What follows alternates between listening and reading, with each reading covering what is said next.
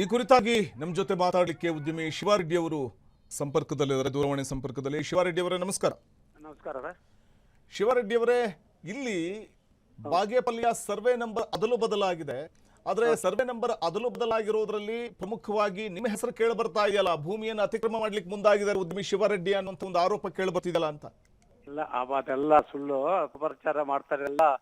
ಅವೆಲ್ಲ ಅವ್ರದ್ದು 61 survey number ನಮ್ದು ದುರಸ್ತಿ ಆಗಿ ಅದು 27 ಹೊಸ ಹಳೆ ನಂಬರ್ ಇತ್ತು, ದುರಸ್ತಿ ಆಗಿ ಹೊಸ ನಂಬರ್ ಆಗಿದೆ. 61 ಗಾರ್ಮೆಂಟ್ ಫ್ಯಾಕ್ಟ್ರಿ ಹೋಟ್ಲು ಕಟ್ಟಿರೋದು ನಾನು 20 ವರ್ಷ ಹಿಂದ್ಗಡೆ ಸಾವಿ ಅವ್ರ ಹತ್ರ ಪರ್ಚೇಸ್ ಮಾಡಿರೋದು. ಕನ್ವರ್ಷನ್ ಆಗಿದೆ, ಟೌನ್ ಪ್ಲಾನ್ ಆಗಿದೆ, KSFC ಸಾಲ ತಗೊಂಡಿದ್ದೀನಿ 15 ವರ್ಷ ಹಿಂದ್ಗಡೆ. ಮತ್ತೆ TMC ತಗೊಂಡು ಇವಾಗ ಆಪರೇಟ್ ಬ್ಯಾಂಕ್ ಅಲ್ಲಿ 10 ಕೋಟಿ ಸಾಲ ತಗೊಂಡಿದ್ದೀನಿ. ಅದ್ರದ್ದೊಂದು. ಇನ್ನೊಂದು ಮೊನ್ನೆ ಅತಿಕ್ರಮ ಮಾಡಿರೋಂಥ ಕೆಲವೆಲ್ಲ ಪೇಪರ್ ಟಿವಿ ಬಟಾಯ್ತಲ್ಲ, ಅದರ ಬಗ್ಗೆ 54-55ನೇ ಇಸ್ವಿಯಲ್ಲಿ ಧರ್ಮ ಅಂಜನಪ್ಪ ಅವನಿಗೆ ಮಂಜೂರಾಗ್ತಾ ಜಮೀನು.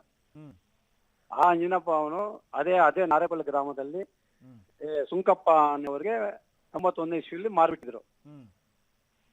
ಆ ಜಮೀನು ನಾನು ತಗೊಂಡು ಸುಂಕಪ್ಪನಿಂದ ವೆಂಕಟರಾಮಪ್ಪ ಅವ್ರ ಮಕ್ಕಳಿಗೆ ನಾರೇಪಲ್ಲಿ ಗ್ರಾಮದವ್ರಿಗೆ ಬಂದಿತ್ತು. ರಾಮಪ್ಪ, ಹನುಮಂತಪ್ಪ, ಅಕ್ಕಲ ಮತ್ತೆ 3 ಜನಕ್ಕೆ 40 ವರ್ಷ ಖಾತೆ ಆಗಿತ್ತು. ಯಾರು ಮಂಜೂರಾಗಿದ್ದರಲ್ಲ ಅಂಜನಪ್ಪ ಅವನಿಗೆ, ಅಂಜನಪ್ಪನಿಂದ ಸುಂಕಪ್ಪನಿಂದ ಅವ್ರ ಮಕ್ಕಳಿಗೆ 40 ವರ್ಷ ಖಾತೆ ಆಗಿತ್ತು. ಅವ್ರ ಹತ್ರ ನಾನು ಜಮೀನು ಪರ್ಚೇಸ್ ಮಾಡಿ ಒಂದು 5 ವರ್ಷ ಆಗಿರ್ಬೋದು. ಅದಾದ್ಮೇಲೆ ನಾನು ಕನ್ವಯ ರಿಜಿಸ್ಟರ್ ಮಾಡ್ಕೊಂಡು ಮೊದಲು ಇವರು PTCL ಕೇಸ್ ಆಗಿದ್ರು. ಯಾರು ನಂಜುಂಡಪ್ಪ ಅನ್ನೋರು, ನಂಜುಂಡಪ್ಪನ ಮಗ. ಕೇಸ್ ಆಗಿದ್ಮೇಲೆ ಅದು AC ಕೋರ್ಟಲ್ಲಿ ಇದಾಯ್ತು. ನಾವು ಸ್ಟೇ ಮಾಡ್ತೀವಿ DC ಕೋರ್ಟಲ್ಲಿ.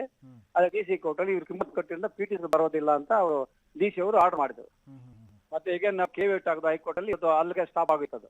ಅಲ್ಲ, ಈಗ ಶಿವರೆಡ್ಡಿ ಅವರೇ, ಇಲ್ಲದ ವ್ಯಕ್ತಿಯ ಹೆಸರಲ್ಲಿ ನಕಲಿ ದಾಖಲೆಗಳನ್ನ ಸೃಷ್ಟಿ ಮಾಡಿದ್ದಾರೆ. ಆ ಮೂಲಕ ಕಳೆದ 30-40 ವರ್ಷಗಳಿಂದ ಸಾಗುವಳಿ ಮಾಡ್ತಾ ಬರ್ತಾ ಇರುವಂತ ಜಮೀನನ್ನ ಲಪ್ಟಾಯಿಸೋದಕ್ಕೆ ಈ ಒಂದು ನಕಲಿ ದಾಖಲೆಗಳು ಕ್ರಿಯೇಟ್ ಮಾಡಿದ ಶಿವಾರೆಡ್ಡಿ ಅನ್ನುವಂತ ಆರೋಪ. 100% ಅದೇ ಕೆಲಸ. 100% ನಾವು ನಕಲಿ ಸೃಷ್ಟಿ ಮಾಡೋ ನೆಸಿಟಿ ನಮಗಿಲ್ಲ, ನಾವು ಮಾಡೂ ಇಲ್ಲ. ಅವ್ರು ಬೇಕಂತ ಇದು ಮಾಡ್ತಾ ಇದಾರೆ. ಅವ್ರ ಮಕ್ಕಳು ಹುಟ್ಟಿಲ್ಲ, ಇದು ಅವ್ರ ಮೊಮ್ಮಕ್ಕಳು ಇವರು. ಅವ್ರು ಬಂದು ಗಲಾಟೆ ಮಾಡ್ತಾರೆ ಅಂತ.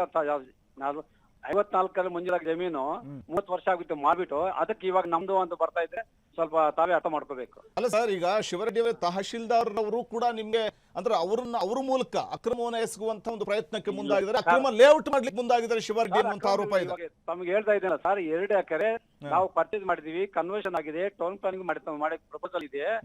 ನಾವು ಯಾವ ಅಕ್ರಮನೂ ಮಾಡಿಲ್ಲ, ಏನು ನಡೆದಿಲ್ಲ. ನಾವು ಕರ್ಕೊಂಡು ನಮ್ ಡಾಕ್ಯುಮೆಂಟ್ಸ್ ಪರ್ಫೆಕ್ಟ್ ಆಗಿದೆ. ಇಲ್ಲಾಂದ್ರೆ ತಾಯ್ಲರ್ ಸುಮ್ಮನೆ ಇದ್ದಾರ, DC ಅವ್ರು ಸುಮ್ಮನೆ ಇದ್ದಾರ, SC ಅವ್ರು ಸುಮ್ಮನೆ ಇದ್ದಾರೆ. ನಾವು ಇವ್ ಗಲಾಟೆ ಮಾಡ್ತಾರೆ, ನಾವು ಬೇರೆಯವ್ರಿಗೆ ಮಾರ್ಬಿಟ್ಟು, ಅದು SC ಅವ್ರಿಗೆ ಮಾರ್ಬಿಟ್ಟು ನಮ್ಮಲ್ಲಿ ಸುಮ್ಮನೆ ಅಟ್ರಾಸಿಟಿ ಕೇಸ್ ಕೊಡ್ತಾ ಇದ್ದಾರೆ. ನಾವು ಅದಕ್ಕೆ ಕಾಲೇ ಇಟ್ಟಿಲ್ಲ. ನಾನಾಗ್ಲಿ ನಮ್ಮ ಮಗ ಆಗ್ಲಿ ಈ ತರ ಮಾಡಿದ್ರೆ ನಾವು ಬೇರೆಯವ್ರು ಮಾಡ್ಬಿಟ್ಟಿದೀವಿ ಆ 2 ಎಕರೆನು. ಮಿಕ್ಕಿದ ವಿಷಯ ಇದು ಗಾರ್ಮೆಂಟ್ ಫ್ಯಾಕ್ಟ್ರಿ ಕಟ್ಟಿರೋದು 61 ಸರ್ವೆ ನಂಬರ್ ಪರ್ಫೆಕ್ಟ್ ಆಗಿದೆ. ನಾವು 25 ವರ್ಷ ಪರ್ಚೇಸ್ ಮಾಡಿ ಸಾಬ್ರ ಹತ್ರ ಅವರು ಬದುಕಿದ್ದಾರೆ. ಇನ್ನು ಸಾಲ ಜನ. ಈಗ ಶಿವರೆಡ್ಡಿ ಅವರ, ಈಗ ನೀವೇ ಹೇಳ್ತೀರಿ ಅಲ್ಲೇನು ಅಕ್ರಮ ನಡೆದಿಲ್ಲ ಅಂತ ಹೇಳ್ತೀರಿ, ಫೈನ್. ಆದ್ರೆ ಮತ್ತೆ ಅಲ್ಲಿ ಕಿತ್ತಾಡ್ತಾ ಇರೋದು ಯಾಕೆ ಸರ್? ಅಲ್ಲಿ JCB ಬಂದಿದೆ. ಹೌದು ಸರ್, ಇವ್ರು ಬಂದ್ರೆ ನಮ್ಗೆ ಯಾವತ್ತೂ ಇವ್ರು ಊಟ ಇಲ್ಲ, ಮತ್ತು ಅವ್ರು ಕೆಲಸ ಮಾಡ್ತಾ ಇದ್ದಾರೆ. ನಮ್ದು ಜಮೀನು ಅಂತ ನಾವು SCಗಳು ನಮ್ಗೆ ಅಧಿಕಾರ ಅಂತ ಬಂದ್ರೆ ಇನ್ನೇನು ಮಾಡಕ್ಕಾಗ್ತದೆ ಸರ್? ನಾವು SCಗಳು ಮಾರ್ಬಿಟ್ಟಿದ್ವಿ. ಇವ್ರು ಕಾಟ ತಳ್ಳಾರದೆ ಇವ್ರು ದೊಡ್ಡ ಜನ ನೋಡ್ಬಿಟ್ಟು ನಾವು ಬೇರೆ ಮಾರ್ಬಿಟ್ಟಿದ್ವಿ. ಅವ್ರವ್ರು ಮಾಡ್ಕೊಂಡು ನನಗೂ ಅದಕ್ಕೂ ಸಂಬಂಧ ಇಲ್ಲ. ನಾನು ಯಾರೋ ಲಂಬಾಣಿ ತಾಣದವ್ರು ಮಾರ್ಬಿಟ್ಟಿದ್ವಿ. ಇವ್ರು ಗಲಾಟೆ ಬೇಡ ಸವಾಸ ಅಂತ ಅಷ್ಟು ಸರ್. ಅದ್ರ ಬಗ್ಗೆ ಈಗ ಶಿವರೆಡ್ಡಿ ಅವರೇ, ಒಂದ್ ಕಡೆ ಶಿವರೆಡ್ಡಿ ಅವರು ಹಣಬಲ ಇರುವಂತವರು, ಉಳ್ಳವರವರು. ಹಾಗಾಗಿ ಅವರು ಹೇಗ್ ಬೇಕಾದ್ರೂ ಇಲ್ಲಿ ಸರ್ವೆ ನಂಬರ್ ಅದ್ಲು ಬದ್ಲು ಮಾಡಬಹುದು, ಅಧಿಕಾರಿಗಳನ್ನ ತಮ್ಮ ಕೈವಶ ಮಾಡ್ಕೊಂಡು ಇದನ್ನೆಲ್ಲ ಮಾಡಿದ್ದಾರೆ ಅನ್ನುವಂತ ಆರೋಪವನ್ನು ಮಾಡ್ತಾರಲ್ಲ. ಅಲ್ಲ, ಅದ್ಲು ಬದ್ಲು ಮಾಡ್ಕೊಂಡು ನಾನೇನು ಆಗಿದಾರ ಏನಾದ್ರು ಆಗುತ್ತೆ ಸರ್? ಅವ್ರಿಗೆ ಹೆಂಗ್ ಹೇಳ್ತಾರೆ, ಅವ್ರಿಗೆ ಆ ಬಾಯಿಗೆ ಬಂದಾಗೆಲ್ಲ ಹೇಳ್ತಾರೆ. ಅದೇನೋ ಅರ್ಥ ಬರ್ತಾ ಇದೆ ಸರ್, ಅದಕ್ಕೊಂದು ನ್ಯಾಯ ಬೇಕು. ಏನಾದ್ರು ಇವಾಗ DC ಅವರು ಬಂದಿತ್ತು ಅಲ್ಲಿಗೆ ಸ್ಪಾಟ್ಗೆಲ್ಲ ನೋಡ್ತಾ, DC ನೋಡಿ ಕನ್ವರ್ಷನ್ ಆಗಿತ್ತು, ನಾವೇನ್ರಿ ಹೋಗೋದು? ಅದು ಸಿವಿಲ್ ಮ್ಯಾಟರ್ ಕೋರ್ಟಲ್ಲಿ ಆಲ್ರೆಡಿ ಕೇಸ್ ನಡೀತಿದೆ ಸರ್. ಅದು ಅವ್ರಿಗೆ ಏನ್ ಮಾಡಿದೆ, KTಯಲ್ಲಿ ಸ್ಟೇ ಕೊಟ್ಟಿದ್ದಾರೆ. ಯಾವ್ದಕ್ಕೆ? ಕನ್ವರ್ಷನ್ ಮೇಲೆ. ಅದಕ್ಕೆ ಹತ್ಕೊಂಡು ಬಂದು ನಾವ್ದೇ ಸ್ಟೇ ಆಗಿಬಿಟ್ಟು ಅಂದ್ರೆ ಇಲ್ಲಿ ದೊಡ್ಡ ಜನ ಅವ್ರು ಬರ್ತಾ ಇದ್ದಾರೆ, ದಲಿತರು ನಮ್ಮ ಮೇಲೆ ಬರ್ತಾ ಇದ್ದಾರೆ. ನಾವು ದೊಡ್ಡ ಮೇಲೆ ದೊಡ್ಡ ಜನಕ್ಕೆ ಹೋಗಿಲ್ಲ ಸರ್. ಇಡೀ ಊರೆಲ್ಲ ಅವ್ರ ಮನೆಯೇ ಒಂದು ಊರಲ್ಲಿ ಬೇಕಾದ ತಾವು ಎನ್ಕ್ವೈರಿ ಮಾಡ್ಕೋಬಹುದು.